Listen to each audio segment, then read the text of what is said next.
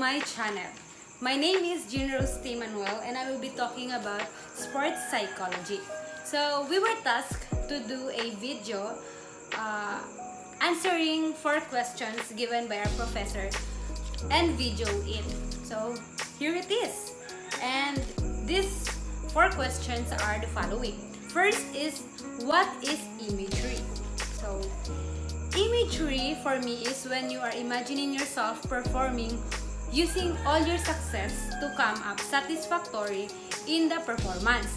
So it can be used to familiarize the athlete with a competition side, to motivate the athlete by recalling the images of their goals or success in the past competition. It also reduces negative thoughts by focusing on positive outcome. Also to refocus the athlete when the need senses to see success where the athletes see themselves performing skills correctly. And to set the stage for a performance with a complete mental run-through of the key elements of the performance to set the athlete's desired pre-competition feelings and focus. So for the second question is, what does it take to have focus? So to have focus for me is we need to get rid or eliminate distractions like noises or movements on the background that we can hear or we can see that might affect our focus. So in sports, we can train ourselves by using mental imagery. So as we all know, mental imagery is when we are imagining ourselves performing using all our success to come up satisfactory in the performance. So we use imagery, mental imagery, to have focus. How? We use this to practice ourselves focus our goal, because I believe the more we train our mind to focus on the right things, the more it will respond, the more it will come up satisfactory in the end. So the third question is, how do you define intrinsic and extrinsic motivation? So for me, intrinsic motivation is the act of doing something that is from the interest or enjoyment of an individual or of an athlete.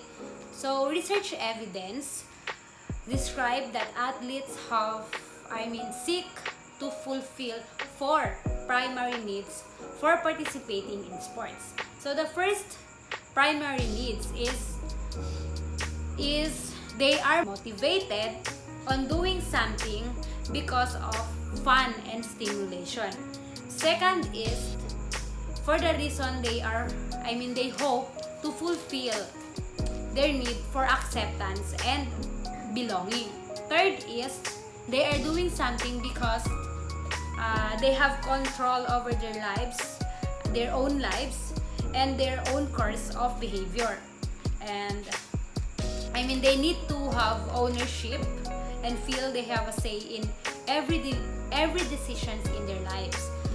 And fourth is for the reason they want to have a positive perception of their own skills and abilities and feelings, competent of succeeding in their own chosen sport. While the extrinsic motivation, it is the act of doing something that is driven from external sources or external rewards the individual will get. The rewards should be in the form of financial payment, money, trophies, ribbons, clothing like jackets, t-shirts, or even praises from the coach. So the fourth question or the last question is, what particular discipline you possess? So discipline I possess, I think the discipline like eating healthy meals or foods and doing exercises and trainings on time.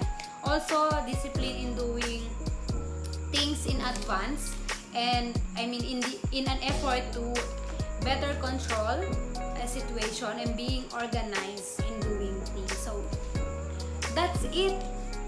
I hope you enjoyed and learned something from my video, from what I have discussed and answered. And I hope I can still see you in the next video. Bye!